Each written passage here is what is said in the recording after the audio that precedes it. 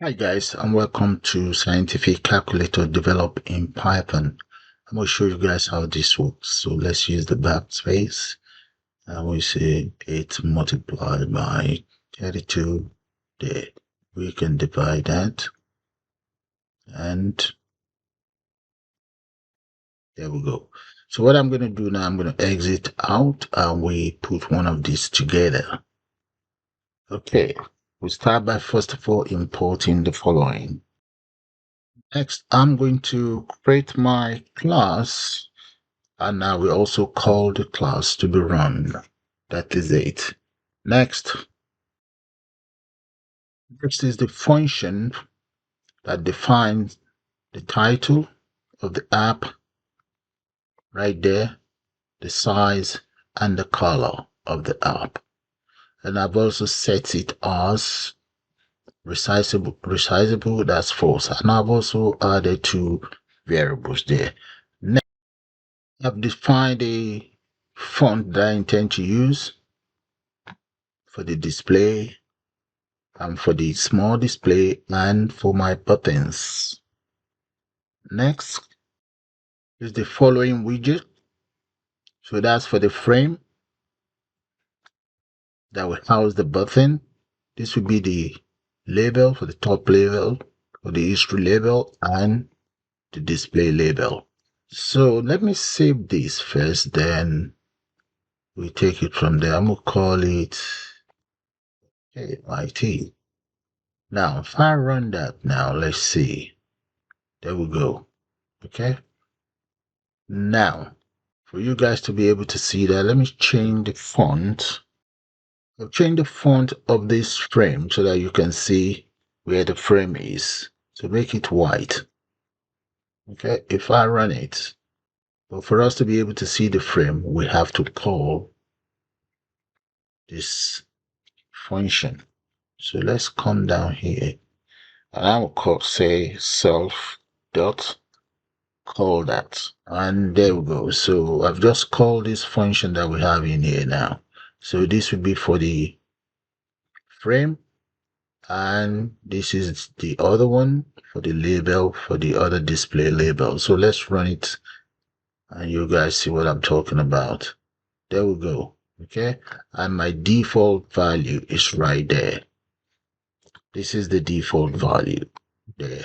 Where they say, we say that's the default, and we change this to maybe, let's go for 555. Yep. Now run. Yeah, you see that? So I'm going to exit out and let's return each back to their respective value there. So next is the button function. Okay, look at it right there. So if I run it now, you guys won't be able to see anything there. Okay. So I'm going to exit out. This is the button function. So I'm going to copy that function. Let's copy that. So that creates the button. And here, right underneath here, I'm going to call it, let's say, save.button. There we go. And that should call the button function for me. And in here, I've changed the color of the button and so on. Okay, so let's run it. You see what I'm talking about. So you can see the button is going to be white, the font will be black. And let's run it and see. There we go. Look at that. Okay, but nothing is happening right now. So let's exit out. And I'm now going to create my function that will carry out the arithmetic operators. Okay, so right here are the lines of code that will carry out the basic arithmetic operators. Okay, this will clear, and this will be for the backspace equals, and this carries out the basic arithmetic operators. Like I said, I'll make this code available for you guys, so have a good look at it. If I run it now, nothing is going to happen. Why? Because we need to call that particular function. So let's come back in here. So right underneath here, I'm going to use lambda to get it working. Okay, so what will happen is if I click on run, I should be able to get the whole system working. There we go. There, you see the lambda function is working now. There we go. So the calculator is officially working, but I also want to be able to achieve one more thing. I want the system, so if you don't want to use your mouse to enter figures or values, you can always use your keyboard. So to achieve that, let's create a function right underneath here. So I'm going to just copy this and just change it around. And right there, guys, those are the lines of code for the keyboard. Though it's not going to work not until I call it. So let's see. Yeah, that works. But for it to work, I'm going to have to call this very function. Let's call it right up there. So let's go right up here. And I'm going to say self dot. There we go. Okay. So let's run it one more time. Run.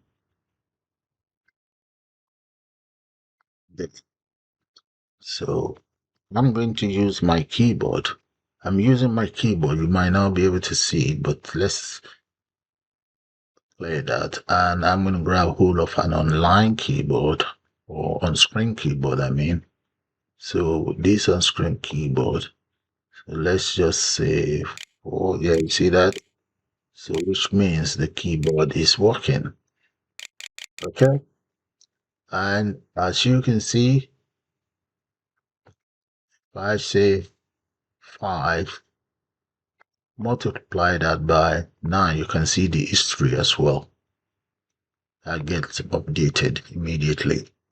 Okay, so let me show you guys the lines of code one more time. Take it from the top. Okay, and bring it down to where the button is. And right down